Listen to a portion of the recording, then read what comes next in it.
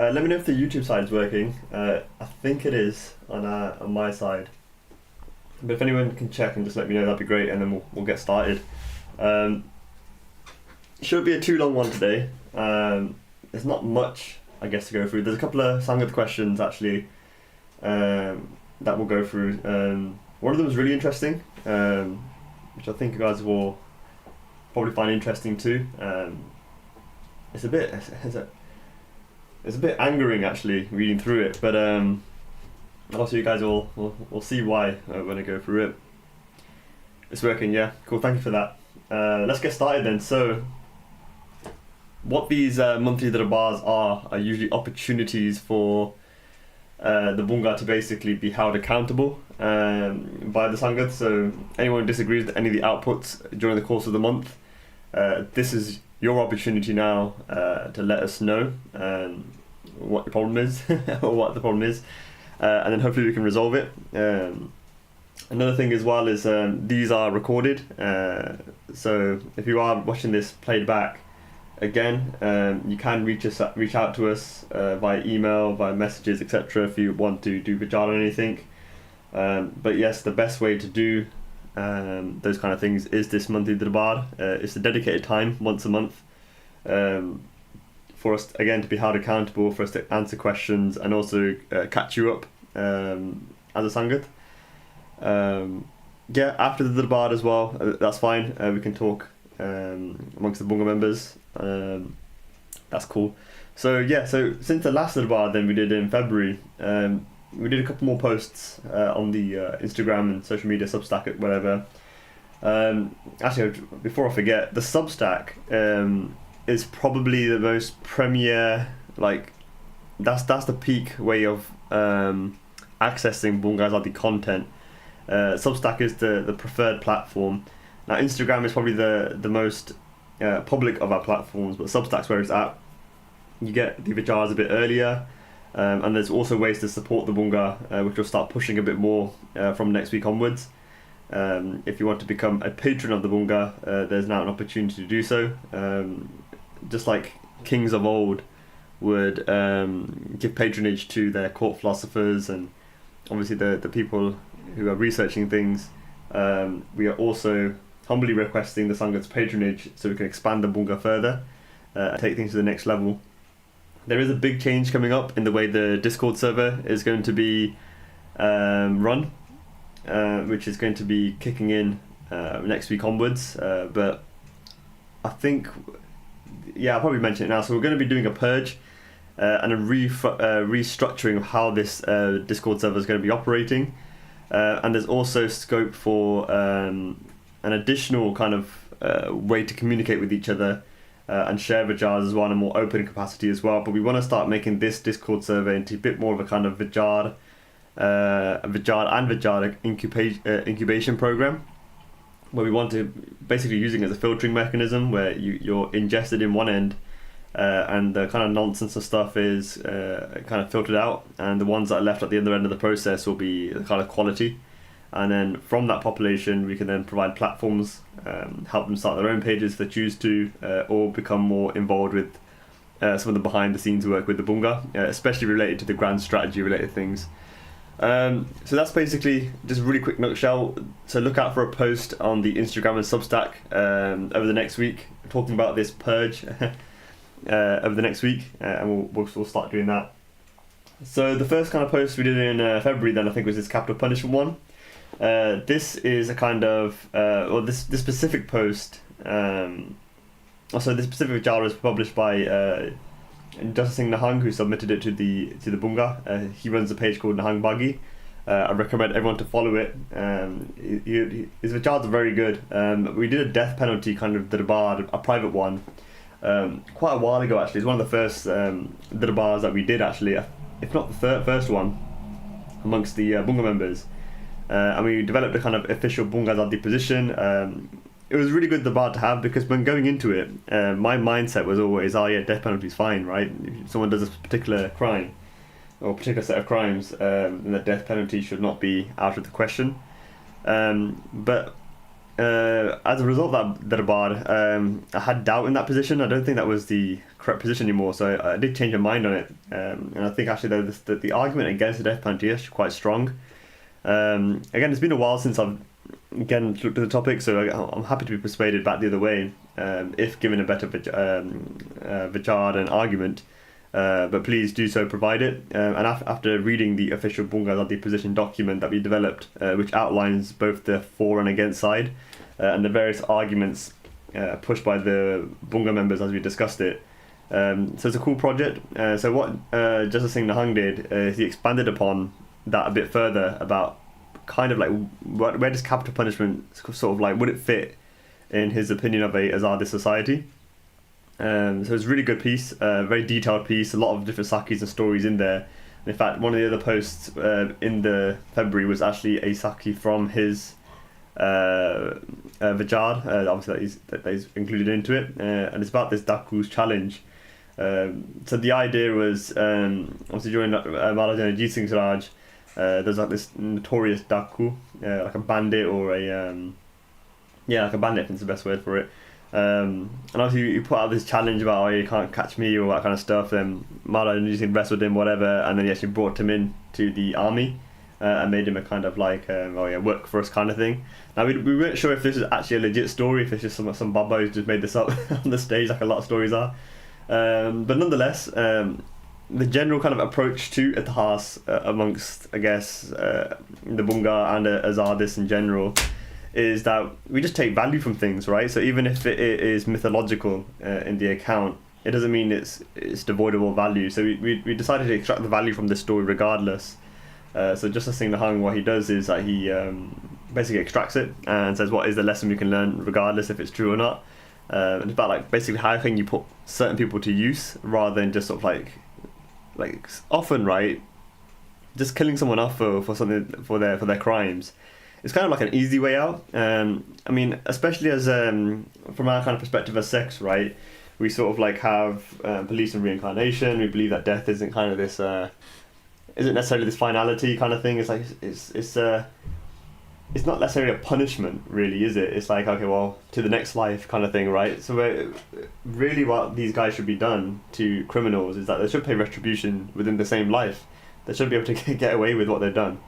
And so maybe by putting criminals to work for in a productive capacity for society's benefit, that might be something worth considering. And again, this Vichaar sort of explains it, and it's a good perspective, I think. Obviously, feel free to disagree as well. So yeah, there's that post. These capital punish one. You can read the full Vichaar in our Vichaar repository. It's actually in the law and order section within the death penalty bit, and down here, capital punishment in an Azaadi society. I think you can access it through here. Yes. So this is the full Vichaar.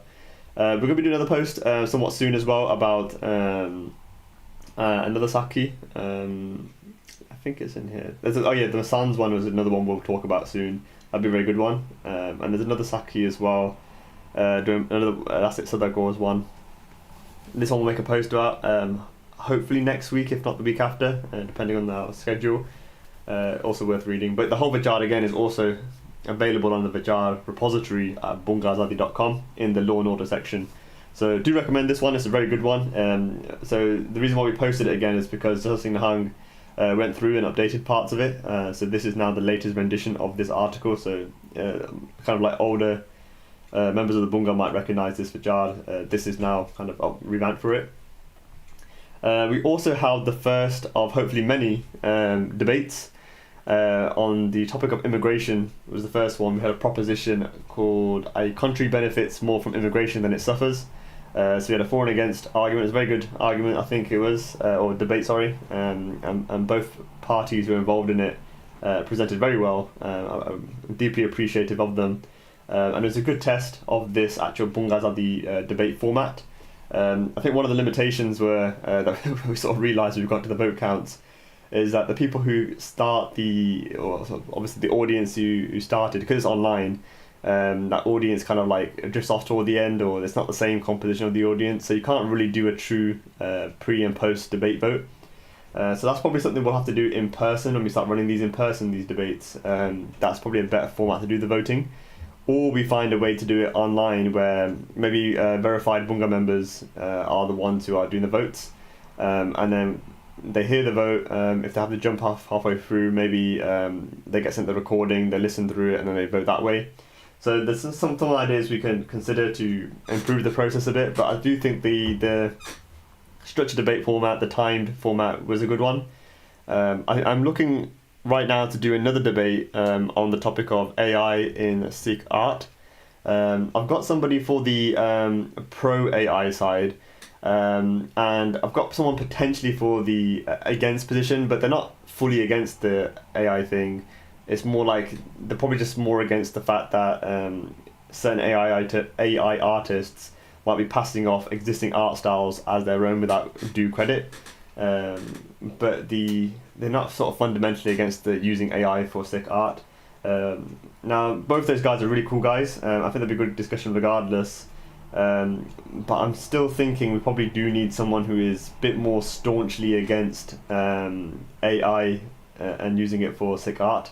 So if anyone knows of anybody, any Instagram page or any artists in their circles, etc., or anyone you think I should reach out to, let me know. And then the more polarized we can get in terms of people's positions, the better, because then we can truly wrestle with the idea as well. I think one of the feedback we got for the immigration debate was there wasn't enough polarity in views. So therefore, whilst the debate was quite amicable, and I find it very productive and respectable, I think what we want to try and do is have a bit more polarizing views as well, and test that sometimes. But even then, having people who are already like similar-ish in views, and one's playing the devil advocate, which is what the immigration debate was, that's also very good, and it's a very good skill to be able to have a neutral position, but then Jan could take or purposefully take a anti position to test it. It's very good. It's very good practice, that is, and it shows a maturity in the way you think about things. So there's that, this debate format. So that was another thing we did this month. We also released a website. So this is Gurpreet Singh from the Bunga. He helped. He actually built this all. I just gave him some of the designs and stuff for it, but he built this, and this is live. The aim for this, so if you go to logicnama.com, you'll be able to see it. Logical fallacies for sex. It's a list of logical fallacies. There's about 14, I believe there is at the moment, and hopefully we're adding more to it over time. And they have each one a Sikh relevant example. Oh damn, something's gone wrong there. Oh, it's better now. Okay, so I wasn't really too sure what artwork to use for this, so I just gave a bunch of miniature paintings. But hopefully, I mean, we don't have the funds and stuff for this now, but maybe in the future we could do more relevant, related. I was testing out some of the AI stuff with another member of the Bunga the other day. So AI is getting pretty good at doing some miniature paintings now. Not perfect, but all right. They're getting better, so maybe we can use some of that. So yeah, obviously if you can come onto this website, you can click on any of these, and what it will give you is a scenario, and it will basically give you an understanding of what the fallacy is, how it applies to the scenario, and etc., and give you a conclusion, right? So a good little blurb about all the different fallacies, false cause, slippery slope, like this one's a good one. If you start doing Chatkani and eat meat of animals, what is stopping you from eating humans, right? So that's something I've heard in real life as well. So these are Sikh relevant examples. So if you know any more Sikh relevant examples of any of these fallacies, let us know. Or if you know of any other fallacies we've not included yet, and you know of some Sikh examples of it, then again, let us know. We'll be happy to expand upon this website. Hopefully in time, this will be a kind of standalone website based on the Vichaar Vidya section of the Bunga Azaadi Vichaar repository, which, oops, close the tab. Let me see if I've actually got it in here yet. We do, yeah, we've got, so this is our new Vichaar repository, so I wasn't sure if I've migrated everything over. That needs to be up there. Okay, so yeah, there's going to be some of these have been written, they just need polishing up and adding to it. There's this Vichaar, we spoke to somebody recently, some of us guys, who's actually expanding upon this, and he brought in all about stuff like the Nyaya school of Indic philosophy, it's kind of a logic school. Talked us through that, and basically put a lot of this into even deeper context. So hopefully once they've completed that, we're able to incorporate that into this Vichaar repository as well, and then these Vichars will help inseminate the logic in our website to really help be a kind of reference guide for Sikhs seeking to increase their logical thinking and rational thinking. I do want a disclaimer, though, that although I think logical thinking is extremely important, there is a role for emotional thinking, but the trick is to understand what scenarios are emotional thinking relevant for and what scenarios are logical rational thinking relevant for. So when you do your bhakti, then logic doesn't really matter at that point. All you're thinking about is love, right? You want to be illogical in your love. But when you want to do rajniti, then logic and reasoning becomes very, very important to do. And what the issue we see today is a lot of people are applying emotional thinking when it comes to rajniti, and logical thinking when it comes to doing bhakti. And there's a bit of this mismatch, this imbalance that I think is causing a lot of unsuccessful outcomes in both these arenas. And if we can basically orient our thinking and understanding when to use which tool, obviously in this case mindset, for what scenario, then that's key. That's what I think the caster should become a master of, when to use what, right? To have both tools available, and then also have the gyan, the wisdom to understand when to use which type of mindset. So this logical fallacy stuff is going to be helping to bolster the logical rational thinking side, because in our experience as Bunga, some of our Bunga members who worked on this and gave feedback for it, a lot of emotional thinking in this month, way too much. It's too heavily skewed towards emotionalism, not enough towards rationalism. And we see that with our lack of results in political ambitions, and also the dodgy kind of broken way of thinking when it comes to spirituality as well. So hopefully this helps do our part at trying to combat that issue. Okay, and then what else did we do this month? Lunga as a public policy. So I came across I posted this twice, once the reel and once the post. So I came across a post by a Neo-Khalistani, and they were basically arguing how essentially Lungas shouldn't be kind of this thing taken out the Gurdwara or whatever, and they wanted to see Langar as a public policy. And I was like, no, hold on a second there, right? That sounds nice, but do you really understand the words you're using here and what they mean in an actual context of economics, right? And I've argued this, even in the Azadist manifesto, it's one of the core arguments of Azadism itself, that you should basically make a clear and defined distinction between the private sector and the public sector.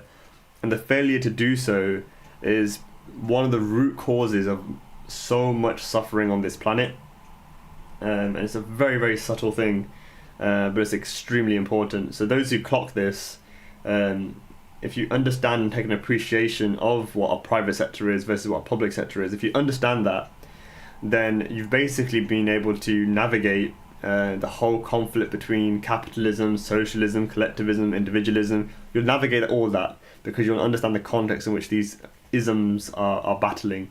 I've even wrote an essay, it's a bit of an old one now, so if I go to azadism.co.uk/isms, this hasn't been migrated to the Vichaar repository yet, and I hope to do it at some point. It's just a long one. This Vichaar goes through an Azadist perspective, or at least my perspective, of all the kind of different things like capitalism, socialism, libertarianism versus authoritarianism, collectivism versus individualism. There's got diagrams in it as well. And it shows where Azadism sort of fits within all of this. This is probably I think it's still relevant, most of this is. I don't think I've changed my mind on most of this. I'll have to read through it again. So I think this still is relevant and it still holds. Here's the Azad scale as well, how I sort of categorize and all these different isms as well. This is important, and it's an important thing to understand because the 20th century was shaped by the conflict between capitalism and socialism. And the conclusions of that is basically the reason why the world is the way it is today. And if we don't have an appreciation of that as a Khalsa, then what are we really doing? What are we playing at? We have to understand the current situation, why it's got to where it is, before you're able to then give prescriptions about how to go move forward. If you don't know the problem, what the problem is, how are you going to solve the problem? And you have to know the problem in detail and you have to know it in detail so that you have a relevant solution. If you don't if you don't know it in detail, if you don't know what the problem is, you're not going to have a relevant solution. And that is the case for so much of quote unquote Bantic intellectuals that I see. And I don't claim myself to be an intellectual at all. All I am is some guy researching things, putting it on the internet for you lot to then debate me. And then if you guys can change my mind, great, I can change my ideas to a better idea. If not, then it sticks, right? That doesn't make me an intellectual. But people who are professing to be intellectuals, they just don't have basic appreciation of some of the basics here. And that's kind of shocking, why they don't. Okay, so that's that. This post goes into why Langar specifically should not be a public sector activity. It should be a private sector activity. And that feeds into the idea where private sector means non-state, right? It's the absence of a monopoly and violence dictating how an activity should be done, and especially through through financing, through it being funded by taxes. I know I mentioned taxes a lot, but taxes is fundamental. Taxes is the crux of what causes something to be either public or private sector, whereas the private sector has to operate purely on a voluntary basis. If a private actor, a truly private actor, wants the money in your pocket, the only thing he can do to remain within a private status is to offer you something of value in return for the money in your pocket. So Steve Jobs wants the money in all our pockets, or wanted it when he was alive, right? So what did he do to get the money in our pockets? He produced the iPhone. And the iPhone is something that we wanted, so we gave him our money, and he gave us iPhones, the world iPhones, and that's how he got his money. So that's private sector activity. Whereas what does the government do, a public sector entity? If it wants the money in your pocket, it sticks a gun to your head, and it says pay up, and we call that process taxes. And if you don't believe me that there's a gun to your head, stop paying your taxes and see what happens. You'll have a death squad appear in the night and raid your house, and they'll take you. Obviously you'll have threatening letters and stuff first, but if you keep ignoring it, and if you resist the death squad as well, then trying to kidnap you and throw you in a cage, and they call the cage prison, and they call the kidnapping process arresting, but if you refuse all of that, you will be killed, right? They prefer you dead and then not paying taxes, right? So that's the difference between the private and public sector. Obviously in reality, like even especially like companies like Apple and Amazon, etc., these aren't truly private because they collude with the state. They have corporate political activity, most notably lobbying, which invalidates their status as purely private. What I call them is hybrid sector. So again, this is important stuff. This is economic basics. This is Azaadi basics, and it's also the crux in which you can then go on to understand things like the modern day missile system, concepts like Stanistan. All that starts to click if you get those basics right. And again, if you're unsure about any of that, read the Azaadi Manifesto or listen to it on our YouTube channel, and you should be brought up to speed. And any questions you can obviously ask, reach out, use these monthly bars as an opportunity to ask. Oh yeah, that was this month as well. So we had a Khalsa Raj workshop planned in Southall. So what happened was, right, back in I think it was January time, yeah. So when Satnam Singh, the scholar from Denmark, who recently released the book Road to Empire, highly recommend it, he was also doing lectures at the time. So I went down to one of his ones in Southall in January, and the Sevadars figured out that I was obviously part of the Bunga Azaadi stuff, so they invited me if I wanted to do a talk as part of their kind of intellectual Sikh history series. I was like, I'm not really an intellectual, but I'm happy to do a talk maybe outside of that series. They're like, no, it's fine, do the intellectual Sikh history series thing. I was like, Daltika, right, but it won't be like a lecture, it'll probably be like an interactive workshop. And it's a cool workshop. I did it once at Nottingham, I think it was Nottingham Trent University. I went down to their Sikh Society who invited me to do the same session, and I trialled it there, and I think it went well. So I was planning to do the same thing in Southall. But clearly, certain individuals within the Southall, I wouldn't say Sangat because I don't consider them Sangat. I consider them Kasangat.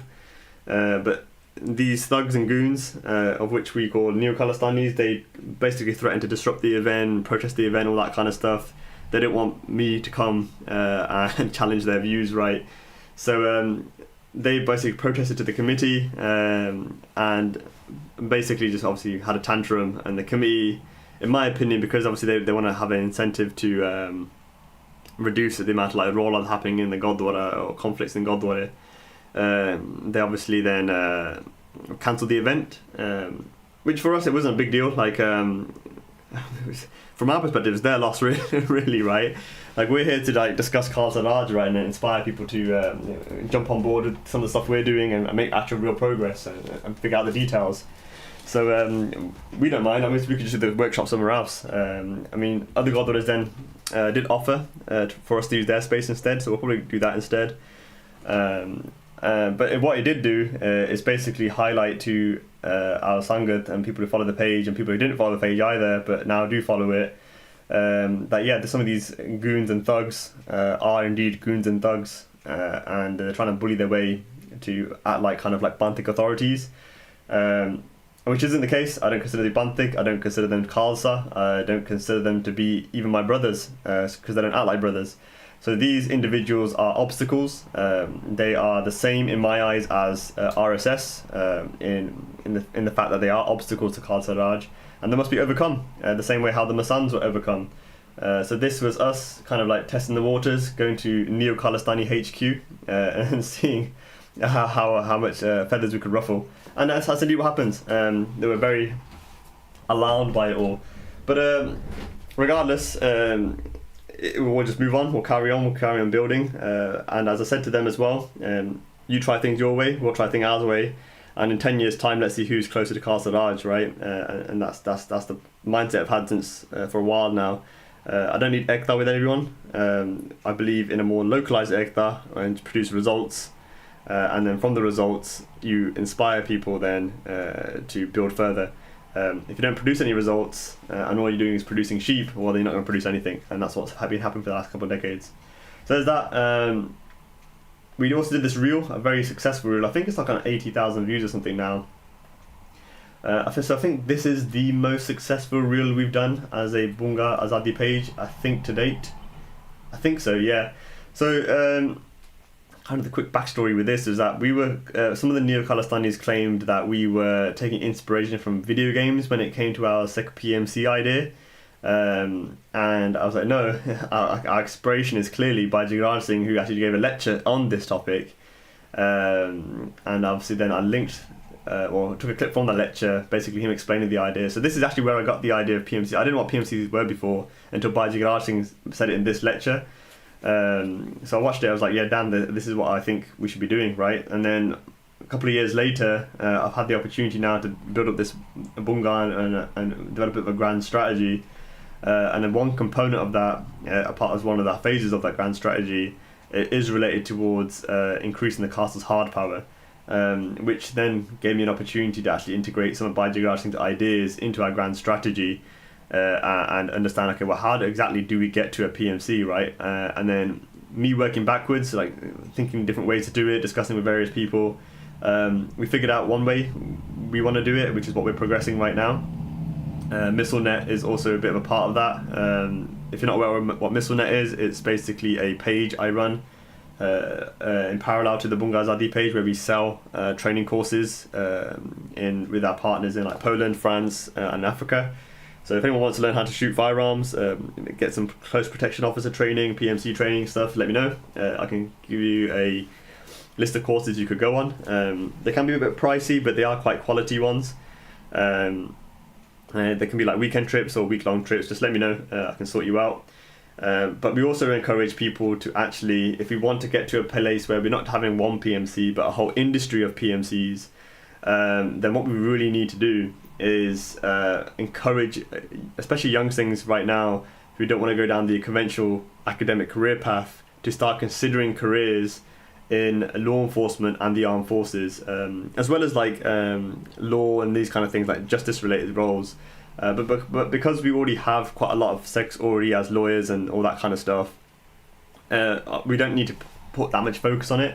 So we're focusing a bit more on advocating for law enforcement and armed forces recruitment, So we partnered up with a couple of guys, and we're working with some organisations behind the scenes as well to do this advocacy. We sat down a couple of weeks ago and just fleshed out a bit of a 2-year kind of vision, like where we want to be in 2 years, like what's our success metric, what's the different target audience we want to target, and just various things about how we're going to go about doing this advocacy effort, which again, this reel is a part of that advocacy effort. The point of doing this reel was to encourage Sikhs that if you want to get PMCs, then read the Down With Pipeline white paper, which will then tell them, okay, well, if you want to get to a position to do these kind of things and set up these companies, then you have to get experience as a law enforcement officer or armed forces personnel. If you don't have that experience, it's very difficult, right? And I'm saying this, right, as a person who's selling these training courses, right, to civilians. You can go in these training courses, you can get some of these skills, but you're not going to get hired. It's a very competitive industry, just think about it from a client's perspective, right? If I wanted somebody to guard my family in a hostile environment, who am I going to hire? Am I going to hire somebody who's been in an active, have actual world-class experience in world-class institutions and armed forces from around the world, who's actually been in combat scenarios and been in hostile environments? Or I'm going to hire the person who kind of as a hobby has gone on some of these training courses in the comfort of these facilities? Who am I going to hire? I'm going to definitely hire the person who's got the more experience, right? So you have to have the experience alongside the skill set so that you are credentialed in the eyes of the client, which is what then the whole PMC model is very, very important then, because we're not funded by taxes as a PMC, you're funded by voluntary payments. You've got to find clients who are willing to buy what you're offering. And the way to sell that is by having the experience and the skills to back it. So we have to develop a pipeline, which is what the DYP white paper is talking about, developing a pipeline where you ingest inexperienced, especially young things, train them up, or get the governments to train them for free and even get paid for it. We're idiots not like taking these opportunities up. And then once you got that, then you can take some more private training, where again MissileNet could help with. And then at that point you're in a good position then to start setting up your own companies. And it doesn't have to be like boots on the ground stuff. It can be things like intelligence, it can be things like reconnaissance, logistics, supply chain, all that kind of stuff, right? It all comes in and is very important. Even humanitarian aid, relief, and bodyguard services. There's lots and lots of scope in this sector. It should not be known that Sikhs are taxi drivers, corner shop owners, and that kind of stuff, right? That was a transitionary period for us as a band as we're migrating to new areas, right? And it's hugely respected the people who did that kind of hard work, had to face the abuse of the public, all that kind of like low class society crap, to get their kids educated into better positions. But we need to change our image as a band to becoming a band of warriors and high class personnel who are in the best spaces, who are also innovators and protectors and justice providers. That's what should be the image of a Singh. That's what Singh's image was when the castle was first created. So we need to get back to that stage, right? And so something like this will support that. So yeah, that's that reel and the kind of backstory between it. Obviously, there's lots and lots of comments. I mean, we got a lot of comments, people saying, sign me up, oh yeah, I'll do this, I'm down, all this kind of stuff, right? Yeah, obviously, like, everyone's going to say it. But if you really are serious, then yeah, join your armed forces, join law enforcement, get the skills, get the things. If you have the skills and experiences already, you're in these kind of fields, speak to me, get in touch. It'd be good to get your help with the Down With Pipeline advocacy stuff and building that talent pool further. Apart from that, let's move on to the next bit. Keyboard articles. So this is like a term I started to use a bit more recently, so I decided to make a post on it. And the idea behind this term is that there's a lot of people here in the West, in the comfort of the West, calling for armed revolutions but are not participating in one themselves. Now, these are obviously not the people actually on the ground. There seems to be some activity amongst certain groups like KLF, KZF, or whatever they're called, who are conducting various attacks. Now, depending on what exactly they do, if they start targeting non-combatants, I'll lose all respect. But the fact they're actually on the ground and doing things rather than just sort of like sitting on social media saying we should like have this armed revolution, we should pick up arms, all that kind of stuff, they've actually gone and done it. So I can't bash them for that. But I can bash the people who are encouraging, especially youth, to pick up arms and go do armed revolutions, but they're not going themselves. I've said before, if you're encouraging armed revolution, any of you neo-Khalistanis in your pages, I will personally pay for your ticket to Punjab to go and fight. If you're not going to do it, then close your mouths, right? And instead, encourage the youth, especially in the West, to leverage the opportunities they have in the West. In Punjab, the situation is different, but in the West, the situation is also different. We have more opportunity here than we ever had anywhere else in any other nation state, right? So we're going to be fools if we don't leverage them. So I encourage especially Sikh youth here to get into things like entrepreneurship, to get successful in your careers, to build enough personal wealth that you can have higher amounts of daswan that you can pay, to engage in projects like Bunga Azaadi with strategy work, also encouraging different types of mindsets and things we can invest in. Building a Sikh intelligentsia is also extremely important. That's what Guru Gobind Singh Ji Maharaj themselves did. They established the Anandpur Darbar, and then they brought the world's wisdom there to then inseminate the mindsets, the things they're needed to do Raj later. We don't have any of that right now, right? We're very small intelligentsia, if at all any, to that sort of scope. So again, Bunga Azaadi is doing our part in trying to revive a Sikh intelligentsia, so that if not our generation, the next generation at least would have a strong foundations in which to do nation building, society building, system building. But I don't think we're in that situation right now. I think there's more productive things we can do. So yeah, that's the keyboard calculator in a nutshell. What else we got?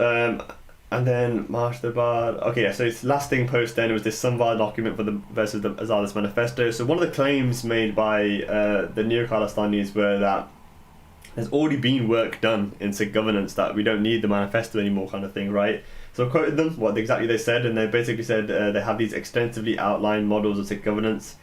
These are already done apparently, right? So when I looked at one of the documents they referenced, the Samvad document, they reference a couple others as well, which I'll mention in maybe upcoming posts, which are similarly got the same criticism here, where they're good documents, but they're not solving the same problem set. It's a different problem set we're dealing with. They're sort of like talking about like how should you conduct internal Bantik kind of decision-making mechanisms for like a Sabbath Khalsa process kind of thing.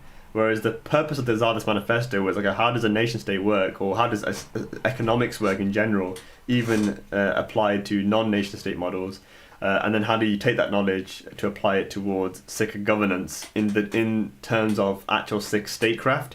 So these are two different problem sets, and again they seem to fail to recognise that, and I mentioned it's a bit hilarious that they've sort of like missed the point with both the documents.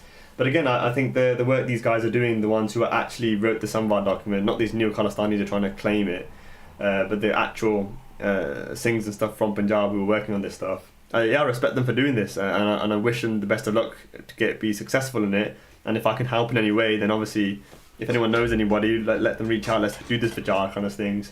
The Neo-Khalistanis initially, right early on, told me to get in touch with a lot of these people, and I said to them, "Yeah, go ahead, do it. Right, let me know." But that obviously never happened. So like, if you want me to engage in this stuff and these individuals, then you just have to put me in touch, right? What else can I do? I'm happy to speak with anybody. Or given certain parameters, I guess I'm gonna get a bit more.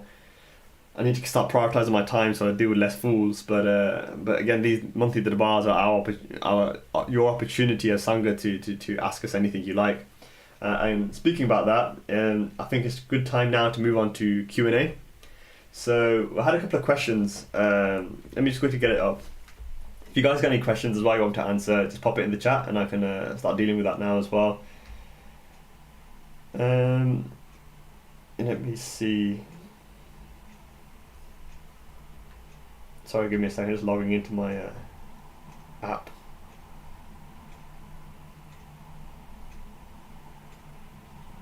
Yeah, so last month I forgot to do the Q&A part, so there's some quite old ones as well, so if you asked this question, I'm sorry for how long it took to get back to you. This is still probably faster than my replies on Instagram and stuff. Okay, we'll start from the top, because there's one question I didn't read properly, but I just briefly skimmed as I down. This sounds pretty bad. So okay, so somebody asked, why did you call Sawari Fateh? I want to ask, is it okay for sadhus or sants to have physical relations with a Sikh Sangat, a Sikh member of Sangat who is just trying to do seva of sadhus or Sangat? I used to go to a Gurdwara where a Sant, in brackets Babaji, was said to be a successor of Sant Sukhdev Singh Ji, Allora Sahib wale, who was a divine power. I had so much dedication and admiration for that Babaji, but out of nowhere, he tried to engage physically with me. When I told my aunt who used to take me there, she told me that we should give our body and soul to Sant. She even scared me to think that if I left a Sant like him, I will never be close to Guru Sahib Ji and will face downfall in Sikhi. So I surrendered in fear of not being a beloved Sikh to Waheguru Ji, and he continued to have a physical relationship with me even when he was married. He was 63, I was 19. I had to fight my inner self every day. I knew it was wrong, but that man and my aunt scared me, manipulated me. This all happened in India. When I eventually came to Canada, my aunt asked me to talk to him on a call, but I refused because I decided to take action and not let the thoughts scare me. I did ask to Waheguru that if he wants me to be a Sikh, it can be done well. It can be well done without engaging in these activities. My aunt tried to scare me again by saying that I will regret this and will fail to be on a Sikh's path. She tried to manipulate me by saying that even Krishna did Ras Leela with gopis. How is he Krishna? Why does one need to engage in sexual activities to show their devotion to Sant, and why does a Sant need that? I never talked to that man again, and it has just been 1 month since I took this action. I wanted you to tell me if our Gurbani agrees with my aunt or with that man's action, or if my decision is the right thing to do. So, feel free to give me your views in the comment section. I will read them out. Obviously, they're appropriate. My initial reaction with this is similar to some of the stuff I'm reading right now, that this is basically letting me... My death penalty stance is shaken by this. I do think for situations like this, a death penalty should be considered. This stuff is disgusting. These kind of Sant Babe and stuff have infiltrated Sikhi over the last 100 years. In fact, do you know what it is, right? If you read Charita Pakyan, this kind of stuff happens all the time in Charita Pakyan, right? I remember when me and a few friends we used to read through Charita Pakyan every week. And we would always come across these kind of charitas as well, where a sadhu would be manipulating or some situation like this, right?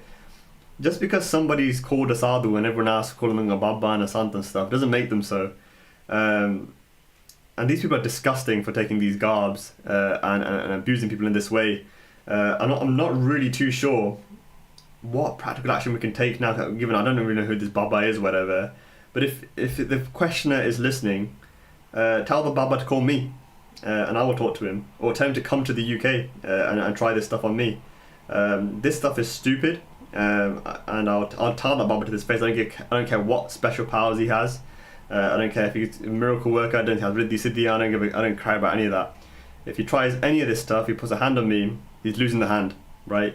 This kind of stuff is disgusting, and these Baba need to be exposed publicly, and they need to be destroyed. This whole Sant Baba culture needs to be destroyed. Whether or not Sikhi agrees with this and stuff is clear. It's not. It doesn't agree. Maharaj themselves in Charita Pakyan, which I consider to be Bani, anyone who reads that will make it extremely clear. These Sant Babe and stuff are Malesh, right? These are the Dush that we should be fighting. I actually also was speaking to some of the Bunga members last week, and not this topic came up, but a similar topic about Sant came up. And it reminded me of a passage from Prem Sumarag. It's an old Itihasic Granth, if you're not aware. Some people believe it's actually written, if not by Guru Gobind Singh Ji Maharaj, at least within their Darbars, one of the court poets would have written it.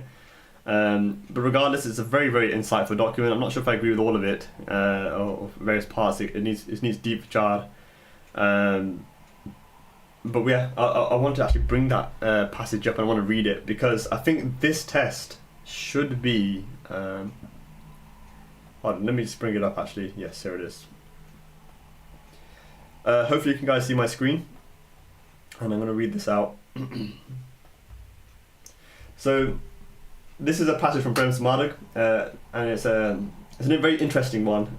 It will probably make quite a lot of Sikhs today like, what the hell is this saying, kind of thing. But it's very, very...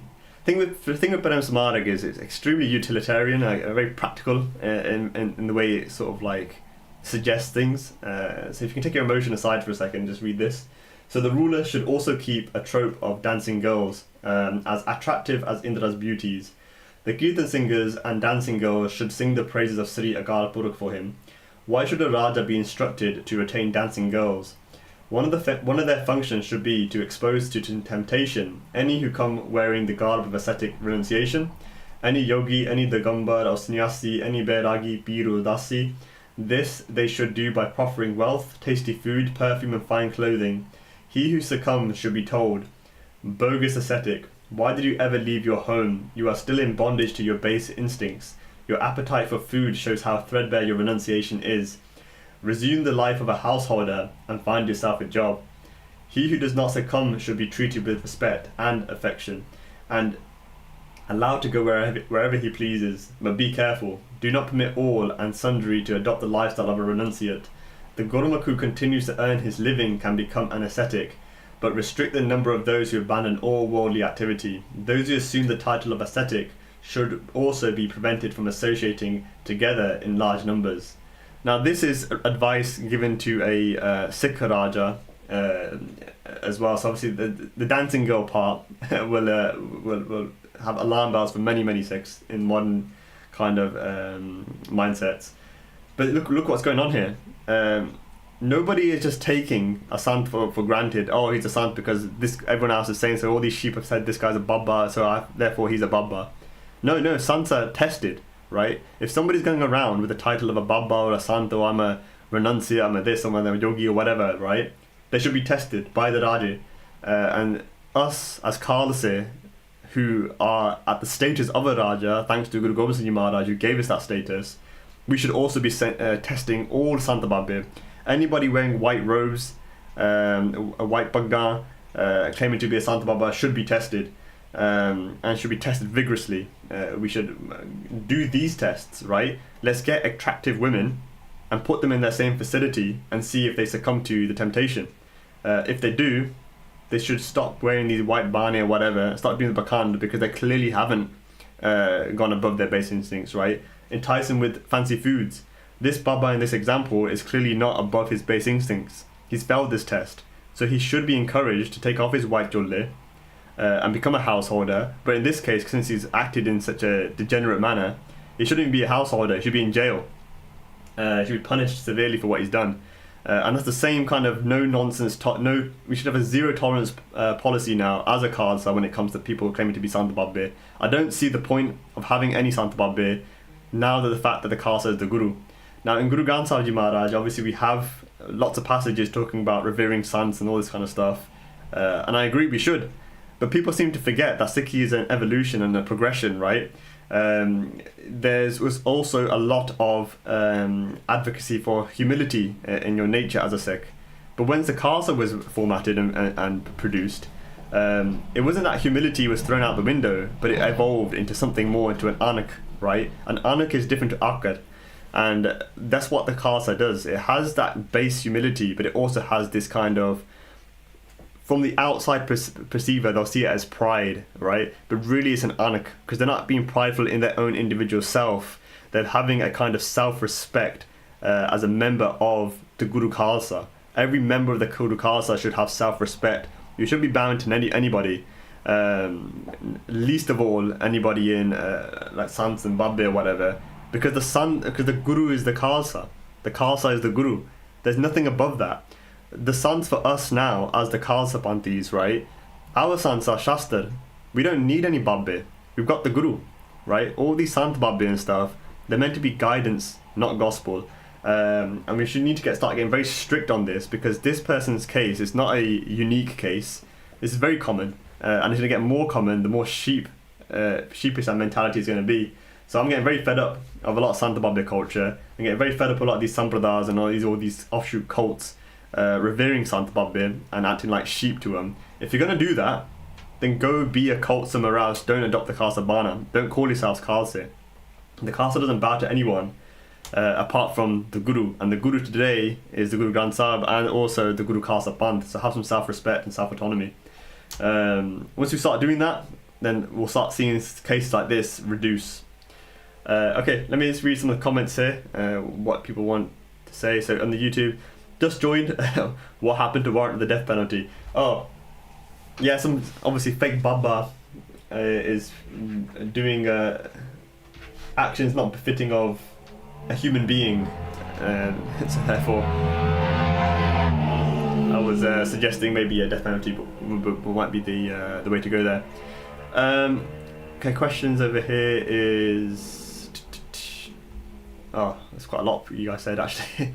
So yeah, politics is my stuff. Live as a reclusive and do 26. Yeah, all right. Oh, I've missed loads of messages. Hold on, so let me scroll up.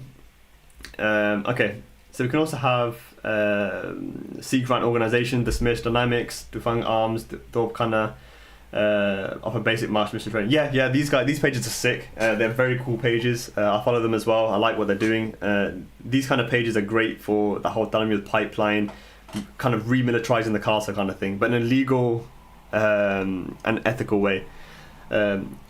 Bajagar Singh was a gem. Funny enough, he also faced criticism when starting out. His life demonstration of why you shouldn't let naysayers stop you.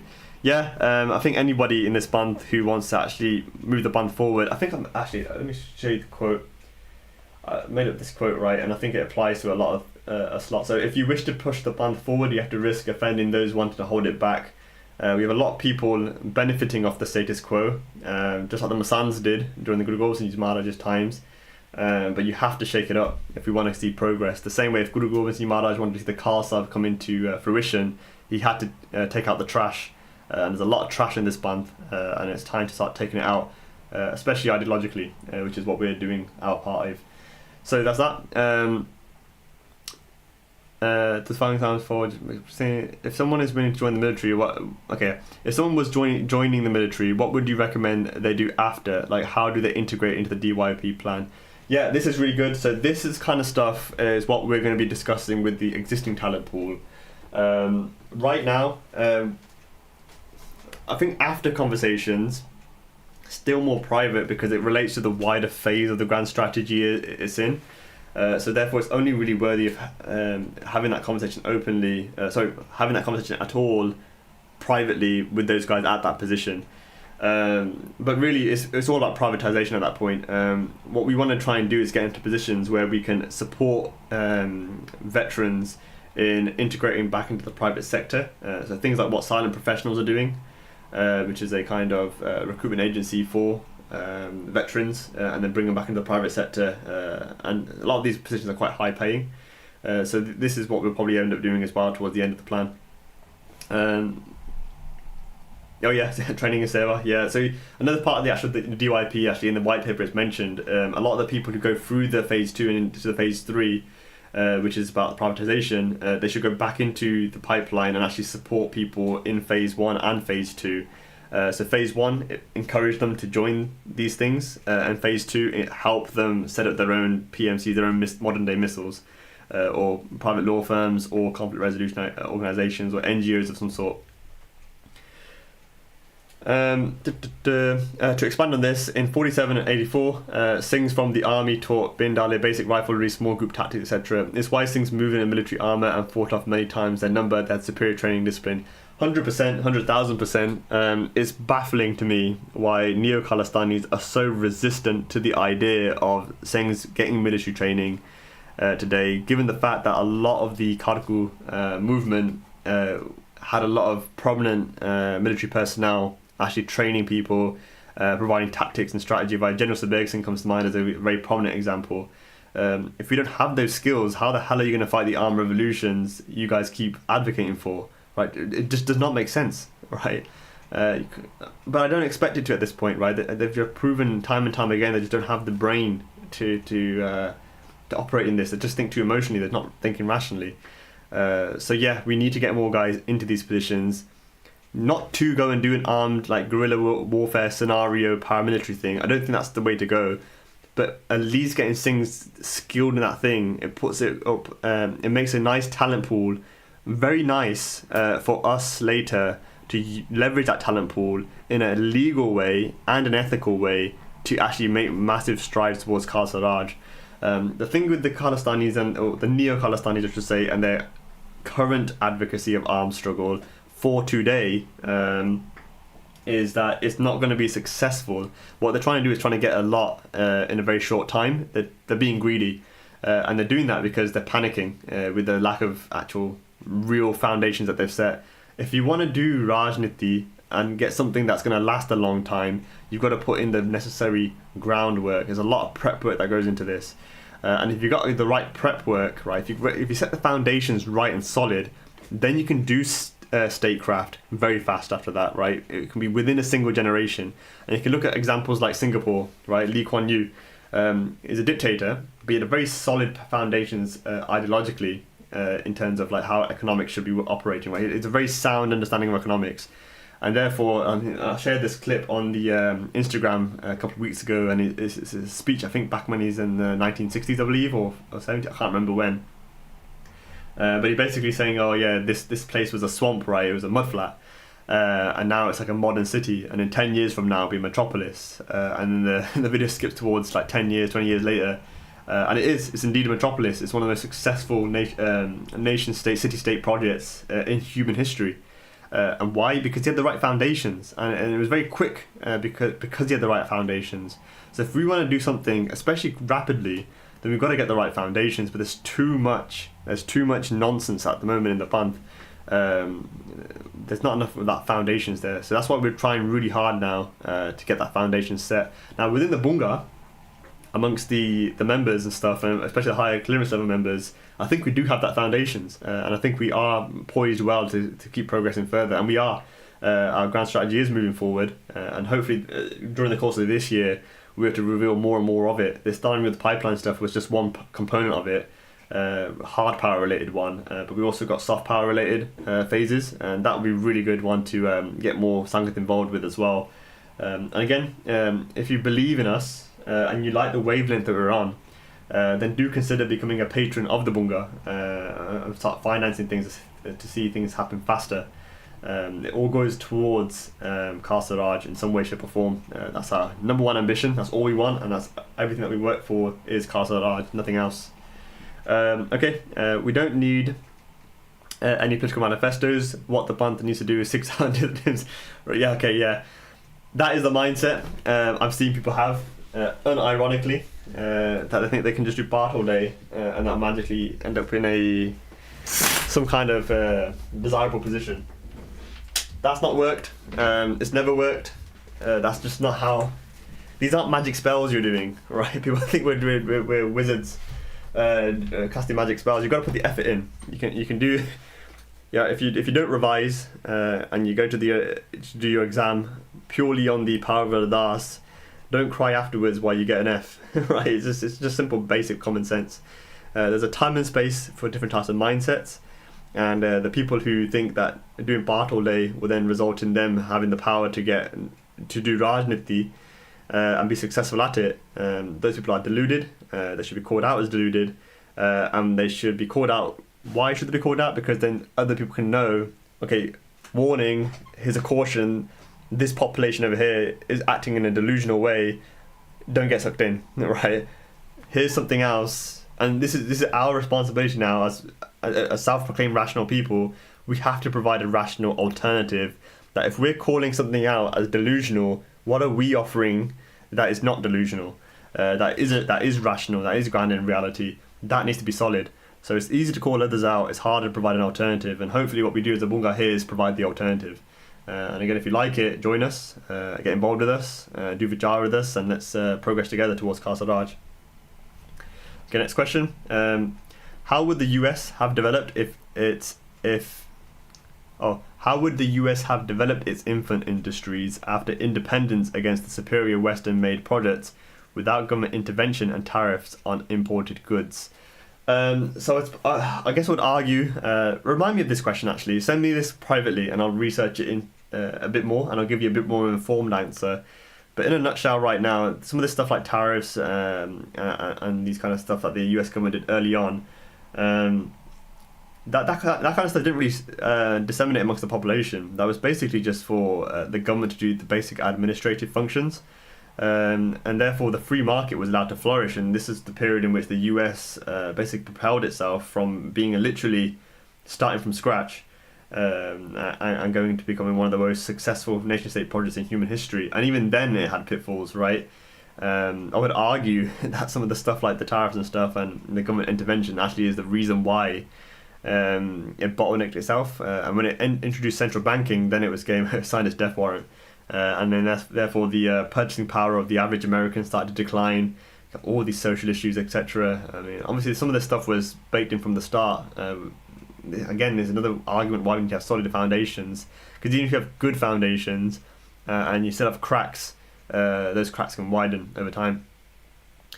One thing with the US though is probably worth noting, and this is actually mentioned in the book Why Nations Fail, by, what's the guy's name? I've got it here, yeah, Darren A. Smallagoo and James A. Robinson. I think both his authors, alongside somebody else, won the Nobel Prize in Economics last year for their work related to why certain nations are more successful than others, and they boiled it down to basically is the quality and the nature of the institutions. In the manifesto I mentioned this, I talk about this as well in section 4, I believe. Yes, section 4, right, the start section 4. So I referenced their book in that, and I basically say the reason why those institutions were so successful is because they had a degree of economic freedom. So economic freedom, I think, is the best indicator as to why industries and nations develop successfully versus which ones don't. Okay, hope that answers some of the question for now, but if not, message me, let me think about it a bit more and I'll give you a bit more comprehensive answer. Okay, next question. Oh yeah, back to this unfortunate story. I'm assuming she's a Bibi, I'm not sure. But yeah, grown people need to take responsibility for action too, not like gun to head. Yeah, this son should be exposed. Yeah, 100%, he should be exposed. I don't know what this. I mean, again, like this is. I'm saying these things like, oh yeah, we should like battle this Sant, whatever, right? I do have a massive grudge against Sant Baba culture, but I do think everyone has a right to a fair trial. He should be put on trial, and these claims should be investigated, because it's very easy for people to make things up and to slur people's character as well. So yeah, maybe in the heat of the moment I said some things there I probably shouldn't have, but there's a place of passion with this subject, because I think there's too much of this nonsense going on. And I think if we can tackle the whole Sant Baba culture, we'll be able to resolve a lot of this. As for actual acute specific cases, yeah, we should have trials, should have investigations, and these guys should be hunted down and put on trial. And if they are guilty, then they should get the full force of the law against them. Okay, let me see, anything else? We should view the Gurus as the seal of saints, as Mohammedans regard their Rasul, the Prophet Muhammad as the seal of prophets. After the Gurus, we should only regard them as the perfect embodiment of sainthood. Anyone else after the Gurus should be regarded as people with the capacity to make mistakes. Oh, very interesting. Let me think. Yeah, I'm not sure. I'm cautious because whenever we take inspiration from how the Muslim community have basically formatted their faith and evolved over time, I get a bit cautious because I see their outputs, and I don't think Sikhi should go that way. So I'm wondering if this is one of the inputs, does it lead to that output that I'm cautious of? Let me think about this a bit more, Karan Singh. I think it's a very good thing to think about. Yeah, it could be a solution we implement. Yeah, maybe. Should regard them as perfect embodiment of sainthood. Yeah, I think regardless though, if we do that, I think for me personally, and again I can only speak for myself, is that I don't regard anybody to be a sant anymore. I regard my Shastar to be sants, right? They're my bees. So I don't really need a Sant Baba. What I do see, and there's plenty of these people, are individuals with high levels of gyan, and I can take inspiration from them. I can use them to augment my direct relationship with the Guru and Gurbani, and if these sants are useful in that, then I can adopt that. I can adapt my relationship there, and if they're destructive to that, then I can discard them. My issue becomes, right, is if I ever get attached to any of these intermediaries, then they've effectively, not in label, but effectively become the guru. So a lot of these sampradayas and stuff, and the way they treat their Sant Babbe is basically, it's put into question, who's your guru, right? You're giving Guru Granth Sahib Ji Maharaj the lip service, but you're giving this random Baba the actual treatment of a guru, right? So it's a bit of a weird one. So yeah, for me personally, Shastra are my sants. The Khalsa is the guru, and I'm a member of the Khalsa. I'm not the whole Khalsa, so I'm not the guru as an individual, but I'm a part of the guru, just as much as an equal part as any other member of the Guru Khalsa. And acknowledging that is the root of self-respect, self-autonomy, and sovereignty. There's very little chance I'm going to get duped by a Sant Baba as a result. And they can do all their little magic tricks they want on me. I really couldn't care less, because as a member of the Guru Khalsa, no one can harm the Guru in any kind of spiritual, metaphysical, kind of like magic trick manner. So this is what I believe in strongly. So I don't fear no Sant Baba. I don't fear supposed Riddhi Siddhi of any of these guys. I think that if me saying these things makes them angry, for them to use their powers against me, well, then that clearly proves that they're not Sant Baba, because they get angry, right? If these are true sants, they'll be above anger. So yeah, we should make it an active policy to try and anger sants, to entice sants into materialistic things. We should test them constantly, and that's probably the solution I think we should do. So my problem is there is no testing. My problem is another question. My problem is there is no testing for sants, like Ranjit Singh is saying. A real sant, Brahmagani God, realised Sant has no purpose other than helping others realise Guru and God. Unfortunately today, the term sant is sometimes misused. Some people set up deras and ask for worship. Others collect money, claim miracles, and build cults around themselves. Yeah, 100%. And that's what's really devalued the word sant today. And I've said this before as well in places, and we've got more Vichaars on it. I've just not released the whole, because I want to do the whole anti-Sant Baba culture thing in one go. So we were preparing like quite a few posts that will go out together. One of the things I mentioned in my private notes is the word Sant itself. Now, you go back before the 20th century, like, who's the Sant? Like, where the Sants then? Like, you don't hear any Sant Baba this, Sant Baba that. You get all these Sant Baba this, Baba that now, after the 20th century, right, after 1900s. Before that, everyone was called like Bai or Baba or Mahakavi, right? These are the terms and terminology people use, or Shaheed, right? You never get Sant anything. So all these Sants popped in the 20th century, and now everyone's a Sant, right? You put a hole in a chadar, and a white chadar, put your head through, put a white bag on, there you go, you're a Sant, right? Start saying some spiritual quotes. It's very easy to be a Sant. It's not a big deal, in my opinion. What Sikhi is about, in my opinion, is about elevating Sikhs to become kings and warriors to the Khalsa. We're about Khalsa supremacy, not Sant supremacy, Sant Baba supremacy, especially not these fake ones. I think that's the evolution of Sikhi, not the. That's the point. That's what makes us different. If all we're doing by becoming Sikhs is just doing part and learning about non-duality and the nature of God and that kind of stuff, then you could have been a Buddhist and done that. You could have been a Vedanta monk and done that. What's the difference about Sikhi then?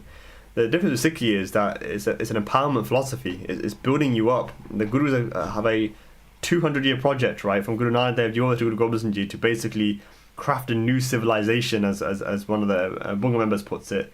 They craft a new civilization. I love the word civilization there, because it's really Rajnitik in its connotation. That's what it is. Like with Sikhi, it's the philosophy which blends the world and the metaphysical in such a beautiful way, rather than what other traditions have done, is basically encourage their followers to detach from the world and like hide in the forest, hide in the mountains, and go do your bhakti and your patam and your puja all day. But Sikhi is just so different. It's like, no, stay in the world, be a lotus flower in the world, right? If like, I remember one time, right, there was this Sant Baba, and he was running these yoga classes, so these Brahm Vidya classes or something.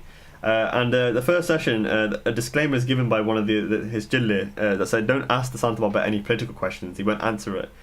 And I was thinking, like, surely, if this is a Sant Baba, right, a master of Brahm Vidya, a master of all these kind of things, that should be the first person you ask all these political questions to. He's the one qualified to answer these questions. Who the hell are you going to ask, right? that's the person you should be asking. But then the whole culture is, don't ask them, they're not political, this kind of stuff. It's just nonsense. It's like, it's complete nonsense. To me, to my personal understanding of Gurmat, it's anti-Gurmat. Gurmat for me is about Guru Khalsa, apotheosis. It's about that being the highest thing, about elevating the peasant to the status of kings and warriors, and allowing anybody to get to that stage. And that's what differentiates our guru from a cult Baba. A cult Baba is somebody who makes their followers subservient to them, whereas the guru is a true spiritual leader. Why? Because they elevate their Sikh, elevate their follower to the exact same status as them. That's what the whole point of establishing the Guru Khalsa was.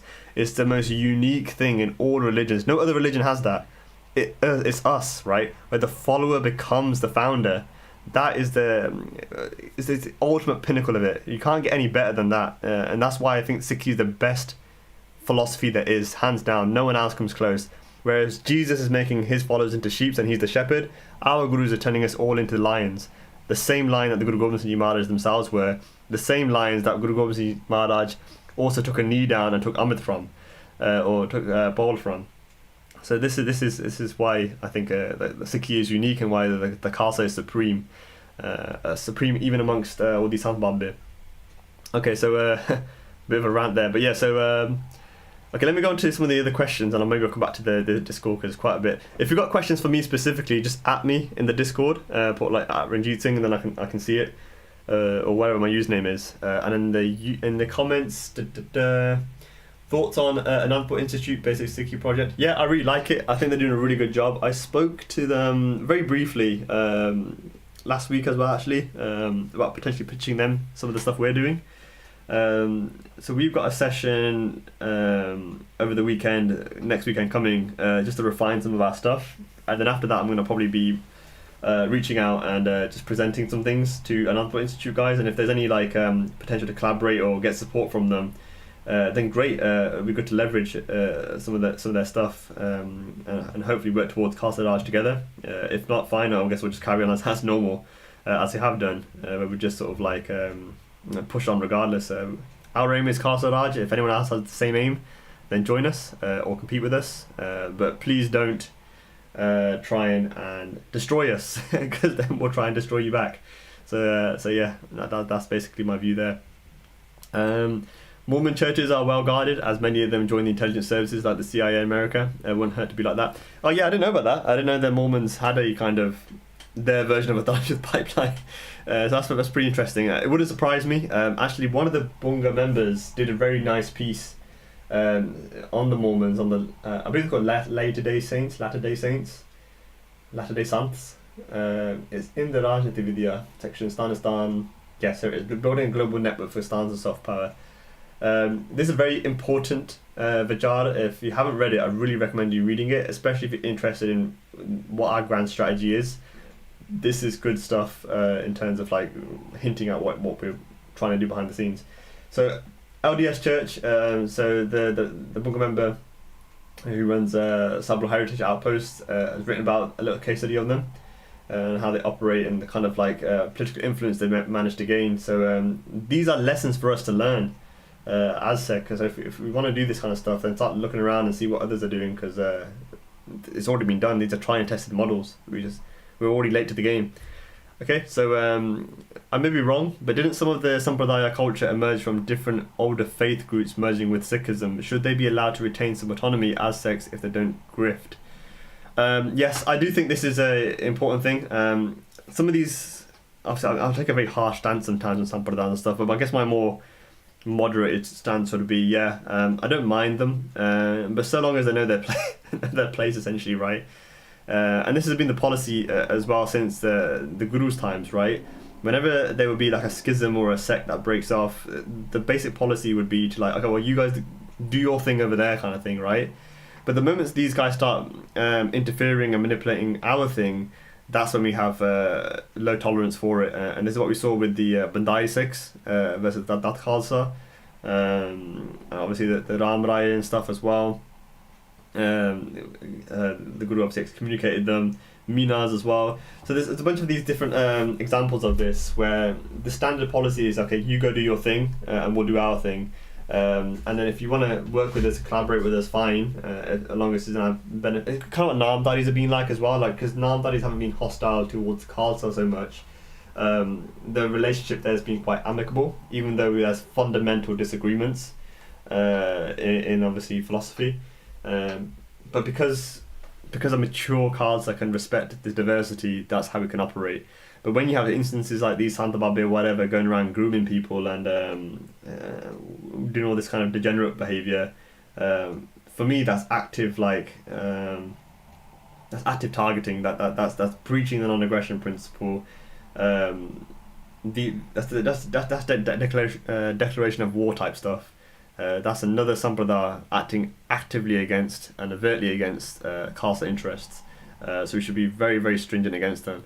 But the whole sampradaya culture and having like things like Nirmala and Udasis and Sevapandis and stuff on their own as a thing, no issue. In fact, if they can work collaboratively and retain their own distinct identities rather than trying to muddy the waters, completely fine with it.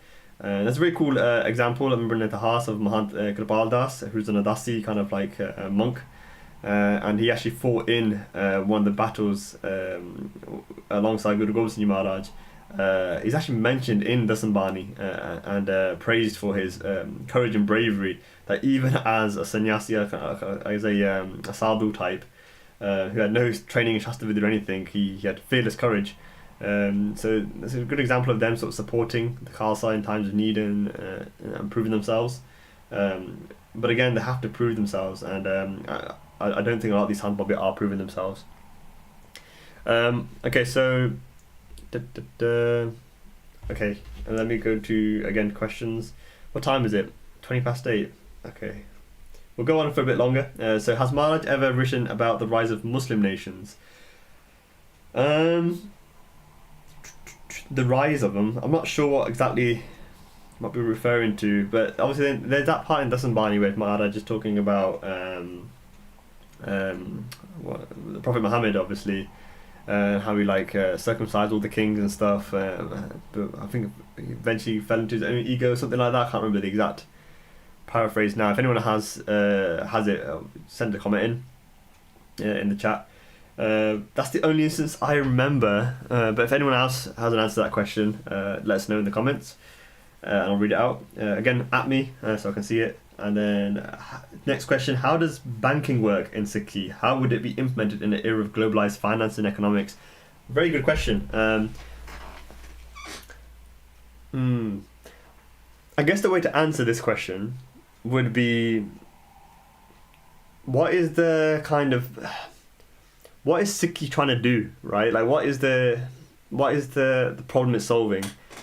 Now, people, like, a lot of people, especially like people a bit more like literalist, I guess, in their understanding, or they just take Sikhi a bit more simply, right? Like, which is completely fine to do, by the way. Like, especially someone like me who just overcomplicates it, Janage, whatever, right, and does all this weird philosophizing, and it doesn't really help my case, right? But the more simple you are, often that's a better thing. But simple Sikhi would, you kind of hear it, oh, like the Guru's got the answer for everything kind of thing, right?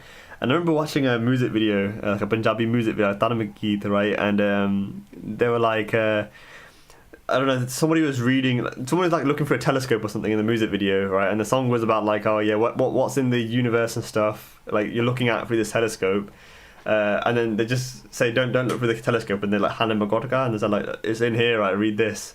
And I'm like, yeah, I mean, that's nice, that's very nice to say that, like, and technically, yeah, what you're looking at in the universe is like, the truth is in the Gurbani and stuff, 100%.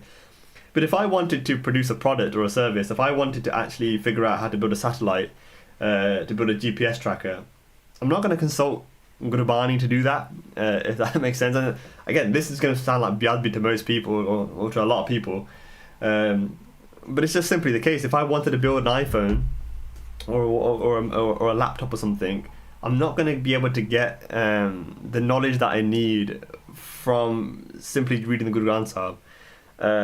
Because the reason why, and that isn't to say the Guru Granth Sahib is deficient, it's just that it's just solving a different problem.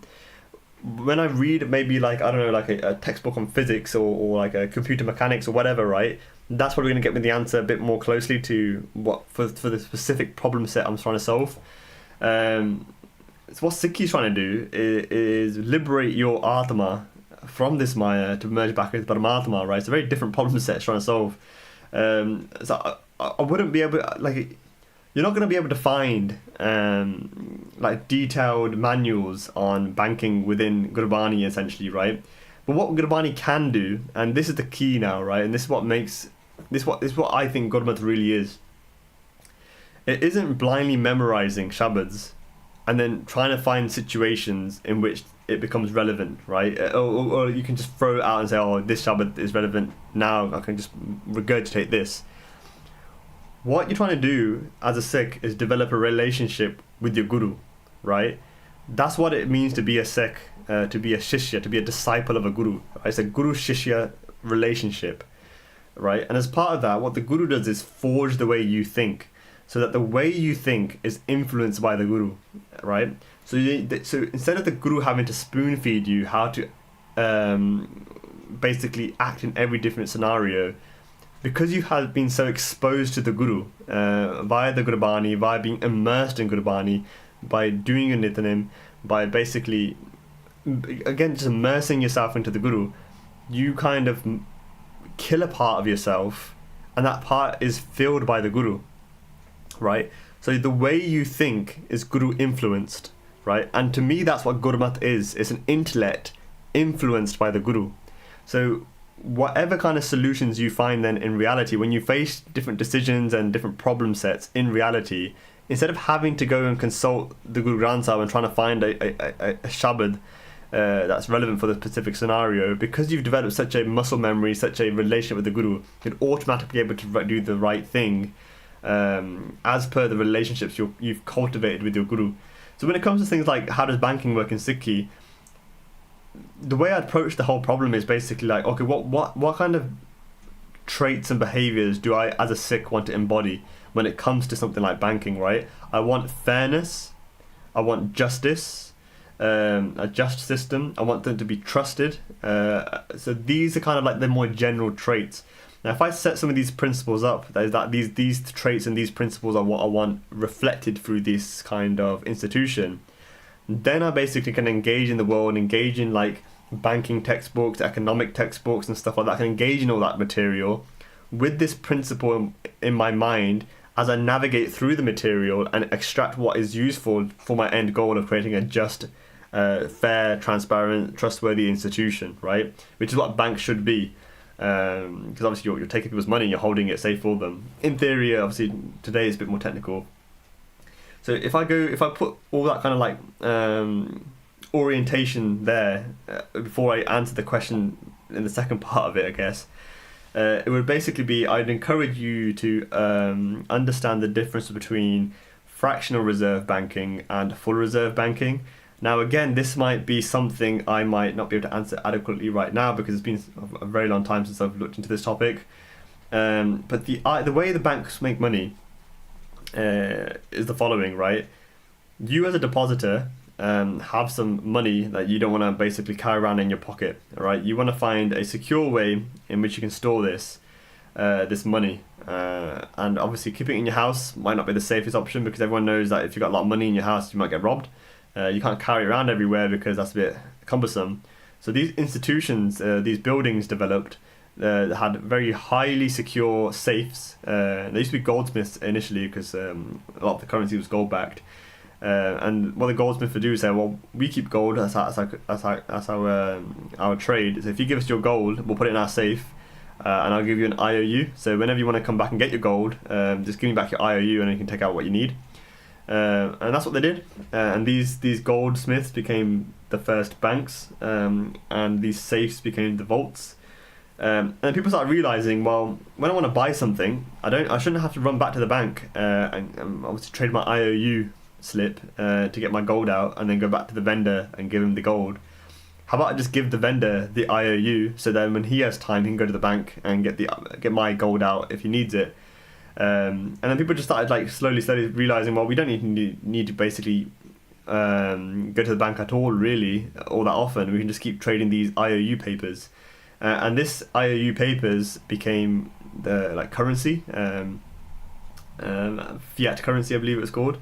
And then over time, a lot of these banks and stuff would have a lot of this money in their vaults that's not used.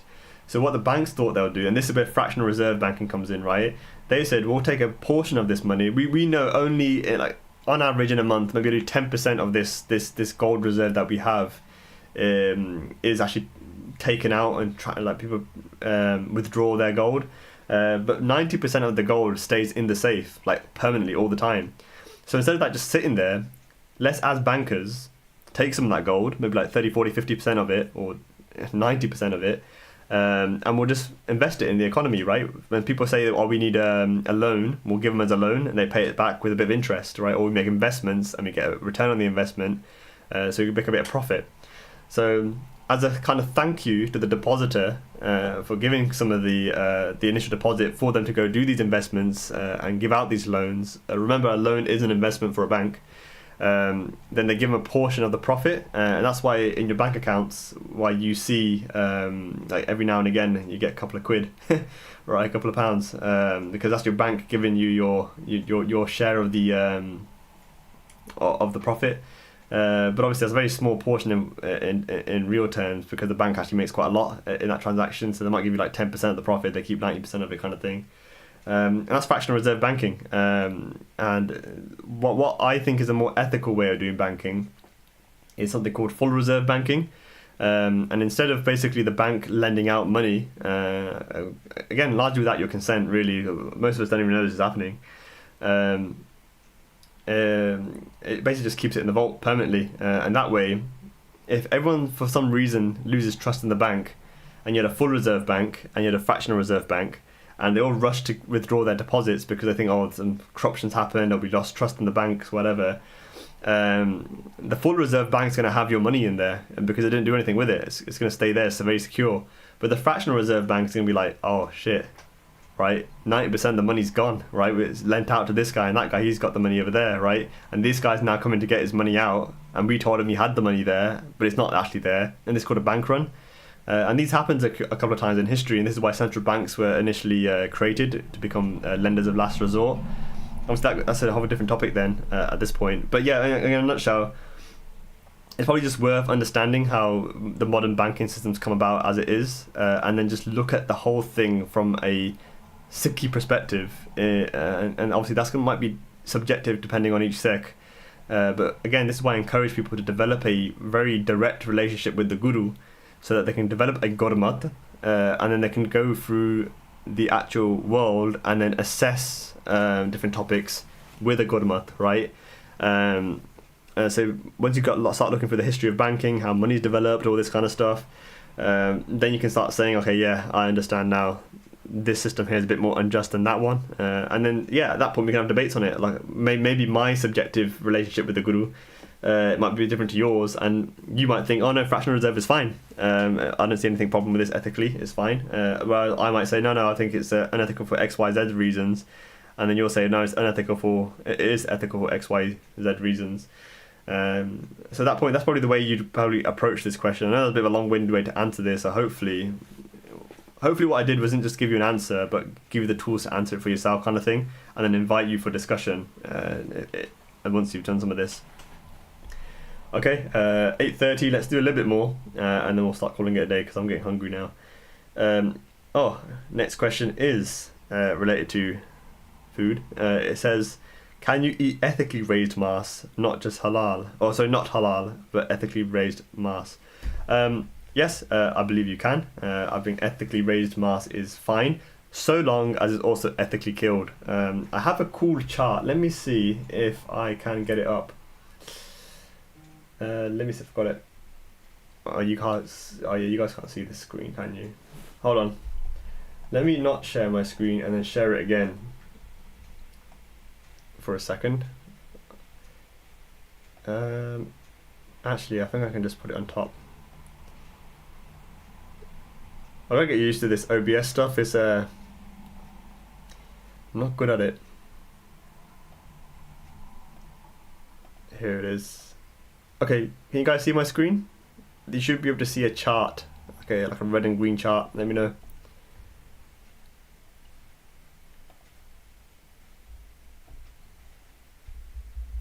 Okay, I'm assuming yes. Okay, so basically this for me is kind of how I think about well, I call it a Sikh ethical meat matrix, and it's a kind of little cool chart basically to help you determine how you can decide what meat you can eat and what you shouldn't eat.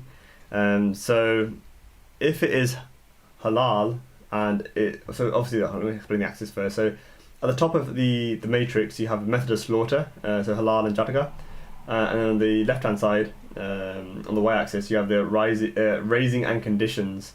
So I'll put raising and conditions. Raising and conditions, yeah. So there's cruel and there's cruelty free. So if it's cruel and it's halal, then that's red. You shouldn't eat that, right? In fact, actually, this one's probably better. It's the same thing. So yeah, if it's cruel and halal, you shouldn't eat it. If it's cruel and it's jataka, like the raising and conditions were cruel, but it was still jataka, then I still don't think you probably should eat it, in my personal opinion. And then if it's cruelty free, like raised in a cruelty free way, and it's still halal, like killed in a halal way, then yeah, still not good for a Sikhs or the caste in my opinion. The only one that is good then is if it's raised in a cruelty free manner and it's also then slaughtered via jataka, that's Brahman, right? You can eat that, that's fine. That's my position on it. I can argue it, and anyone disagrees, let me know. So yeah, next question, can you put a syllabus together for younger generation, primary school age and secondary school age, that they become critical thinkers? Yes, I want to do more producing courses from the various Vichaars we've started to produce as a Bunga. So if you go to the Vichaar repository, this Vichaar video section should be hopefully quite good for people of all ages as we start developing it more. And especially again, recommend the Logic Number website, which we designed in mind with parents basically teaching their children all these different logical fallacies, especially from a young age. This is a very good way to prevent yourself from getting manipulated by people. I was talking about this with somebody else recently as well.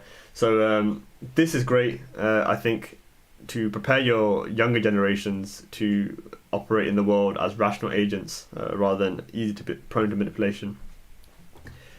Next question is, what is the right way to do Simran? What is the Dasam Dwar? The right way to do Simran is the way that works, and you can test the way that works by understanding and recognizing the duality that you perceive to fade out. So if that's not happening, then adjust your technique, try different ways. Thing is, right, different ways probably work for different people. There's probably not one answer for everyone, and the best thing to do is experiment and try what works for you. Like for example, there's cases in which people's minds are just wired differently, right? So someone doing that nityanim every day, they can repeat the words, but if they're just the heart's not in it and they're finding it boring, they're falling asleep, right? It's just taboo to talk about that, I think, openly, right, amongst a lot of circles. But reality is, right, look, that particular method there isn't working for you right now, and you probably just jumped into it too quickly. Scale it back, try something smaller, more manageable, build the momentum, and then once you get a bit of momentum going, then add more, and then that's probably one way of doing it. Same thing applies to more generic Simran, so non-nityanim based, right? When you can start off with like 1 minute of meditation a day, so something very manageable that you know you can do. So you reduce that resistance in your brain from having to do it, right? Because you know, I can do 1 minute, right? And once you do 1 minute, then you start holly doing like 1 minute 30, then 2 minutes, then 2 minutes 30, right? And then you just build it up for like 10 minutes to maybe an hour, that kind of thing. And you just build the momentum up. But then also don't fall into the trap that, because I do longer Simran sessions, therefore I'm more spiritual. Quality over quantity is my mindset with a lot of this. So I guess my thing is to experiment and find what works. And the way you'll know it works is if you'll experience non-duality, you'll experience Agal Purukh. if you're not experiencing it. And don't be fooled as well, because I think simply feeling euphoric isn't good enough. That you should feel like Vichaar, you should feel like, again, the kind of thing that Barney sort of like describes it. So like, a lot of Gurbani is very descriptive in the kind of heightened spiritual states. So again, as you develop that relationship with the Guru, you'll understand the kind of states of mind that the Guru is trying to describe to you, and then by doing the practice, you'll recognize it and you'll say, oh yeah, that's what Guru Sahib was talking about in that Shabad there. I understand it now, kind of thing. It's all experiential. There isn't like a formula. It's like you just have to do it and see what works for you. Okay, next question is Khalsa Raj a physical place or a mindset? My answer to this one is both. The definition we use in the Bunga, the one that's sort of set, the kind of like target we're working towards, is an environment, and I janky used the word environment very carefully there. I purposely used that one. An environment in which those seeking to pursue mukti can do so in peace, free from tyranny and oppression. Now that can happen in a local environment within one's own household. If you can establish an environment in your own house where you can pursue mukti, you can do your simran and that kind of thing, right? Then you've produced a local Khalsa Raj.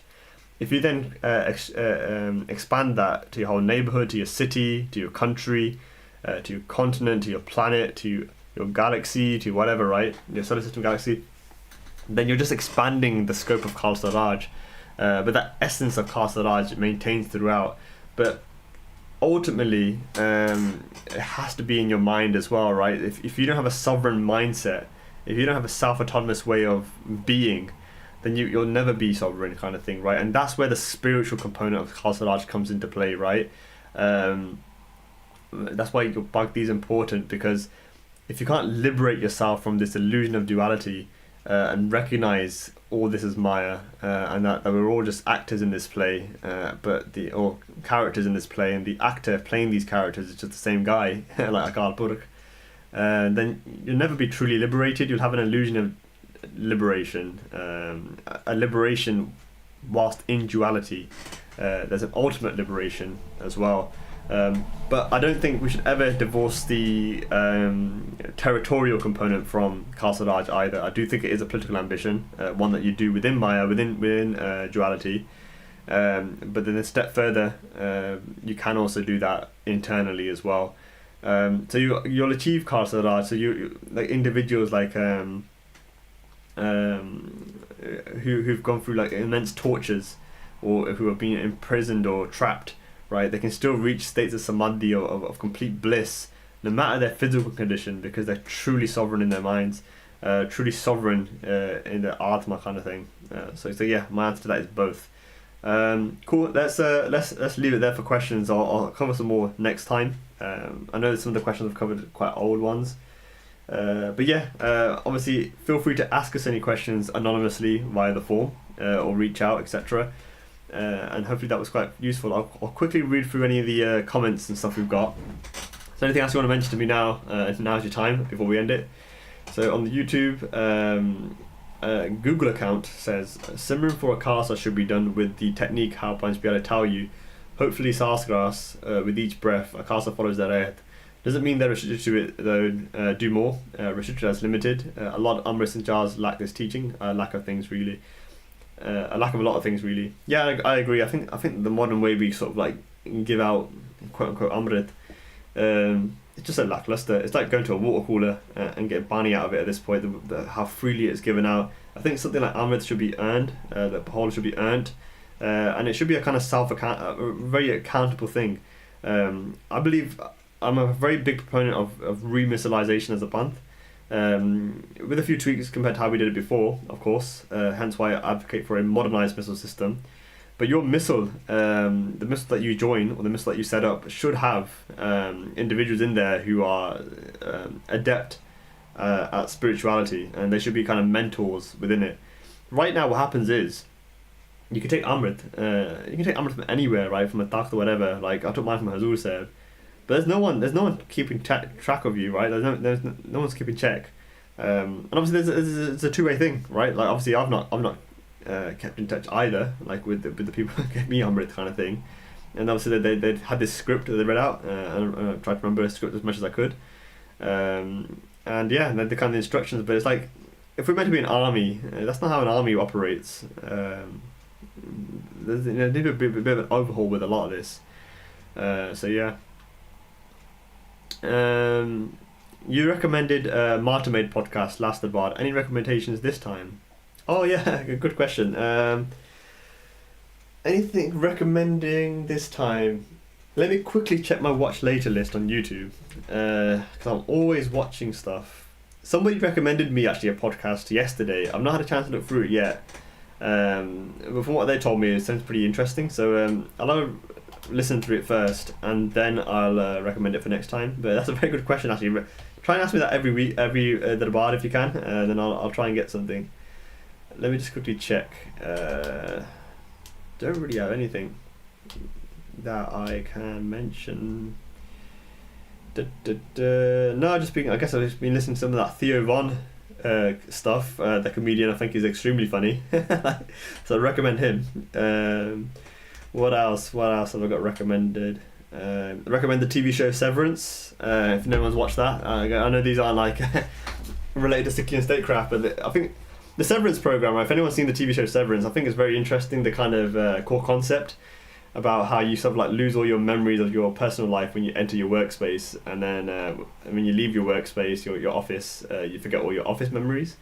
It's really cool because then it's like a, who really are you, right? Like can you have two people in the same biology kind of thing? Like is there two Atmas in one body? It's a very cool philosophical thing. And I wrote about a little bit in my private notes.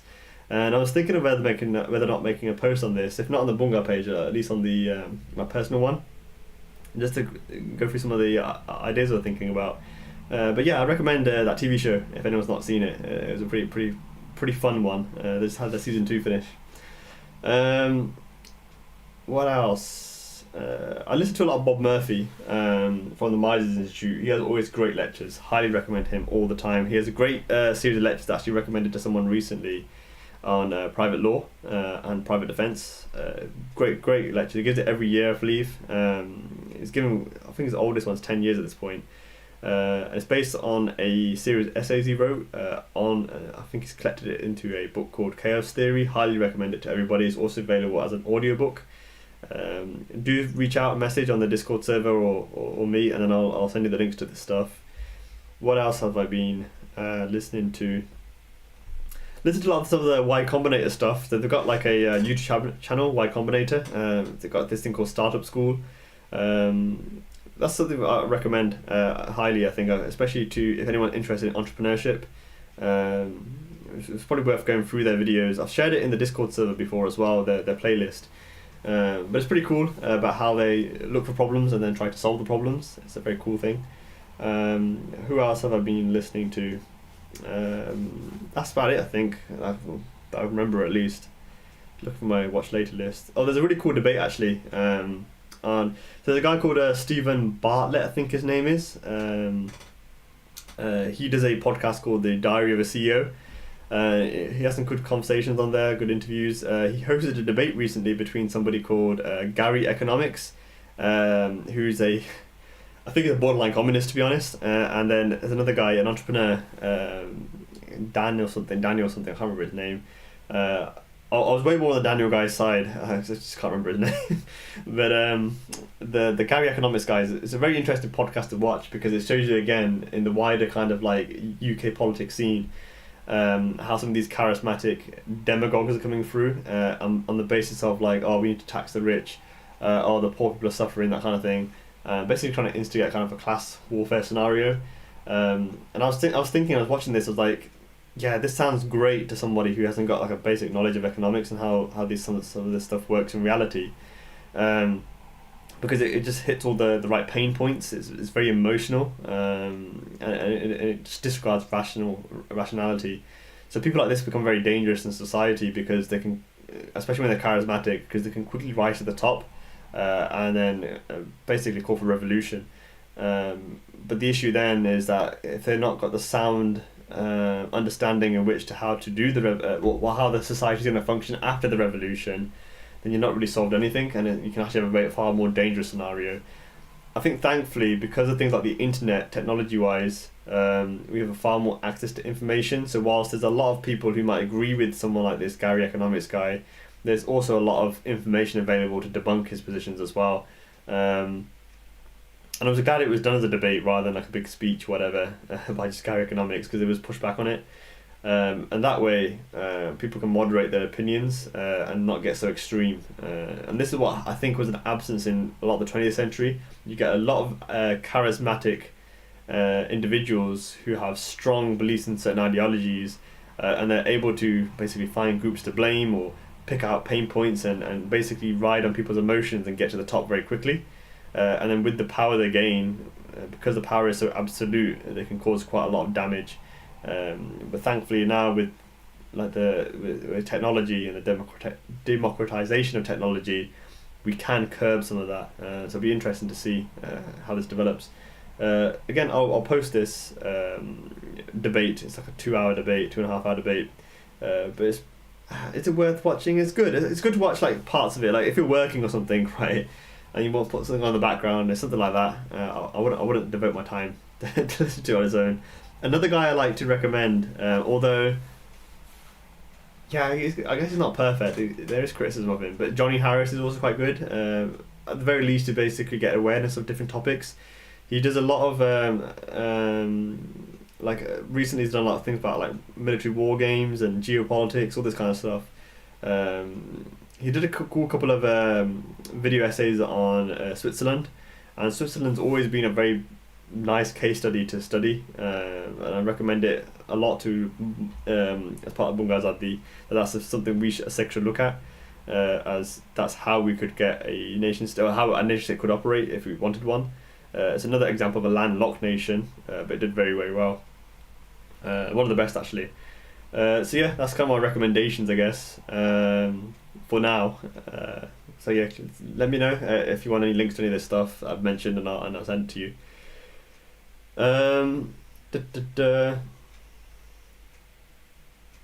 What else have we got? Okay, so where is that question on Simran doesn't, well, I'll be happy to answer it. Yeah, this is just from the private or this anonymous questions people submitted. So yeah, Ruben, if you wanna have a go at like answering it, remind me. Just send me a message and I'll send you the exact question.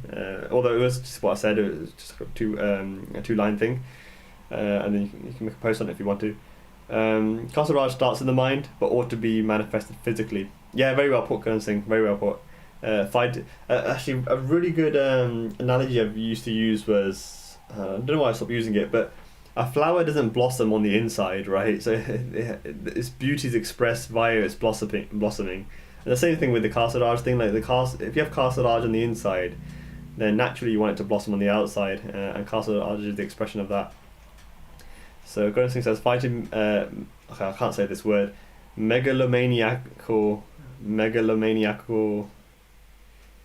Fighting megalomaniacal civilizations requires you to have a sovereign sage mind. 100%. Yeah, it does. It does.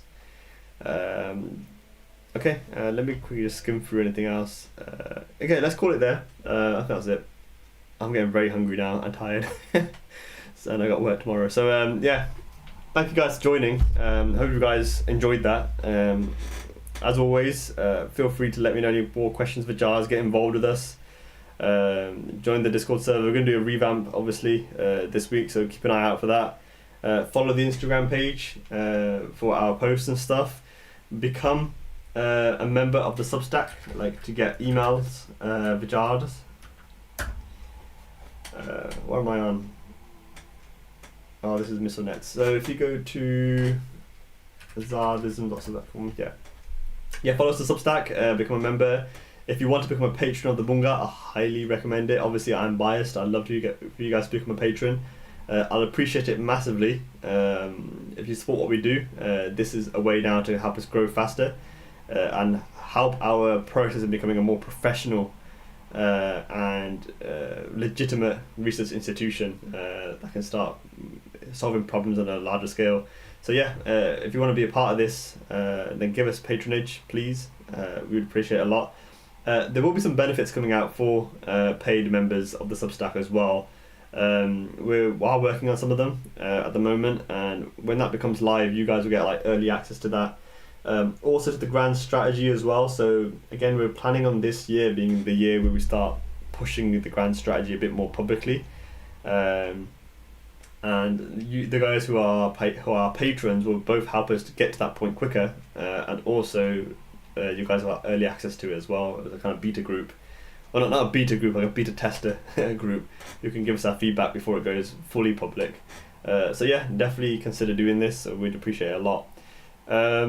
Yeah, that's about it. Let's call it there. And we'll link again next month. If not before, if we do any more events. I'm thinking doing a debate this month. Like one of those structured debates. If not, we'll probably do maybe an interview with somebody. We'll see what events we can do. I know the Castle Large workshop stuff we'll still do. Just had not had time to plan it further, but we'll do that as well. There's a couple of courses I'd love to do. Start doing mini courses. One of them actually is going to be on the concept of AI agents. So if anybody wants to learn about AI agents, we're forming a bit of a study group. That might be a nice way to learn about it and get some practical skills. There's also a Seek Spaces course, which we want to push out somewhat sooner. It's a 2-week course, just one session per week. And that'd be a nice, cool mini course. And then a bit later on, we'll do a kind of Khalistan, the draft of a Khalistan constitution review course, where we'll go through the draft of Khalistan constitution, which was written in 1986. I'll basically go through that as a bunga together. That's one. There's also some cool things happening behind the scenes related to like Khalistan related proposals. So yeah, keep your eyes out for that one as well. There might become cool opportunities to get involved with that as well. Kind of like a focus group to refine a proposal that we got for Khalistan that we wanted that we can review together. So yeah, quite cool. Couple of things coming up soon. So yeah, I'll stop rambling now. But yeah, thank you guys for joining again. We'll speak again soon. Why do you call so? Why did you give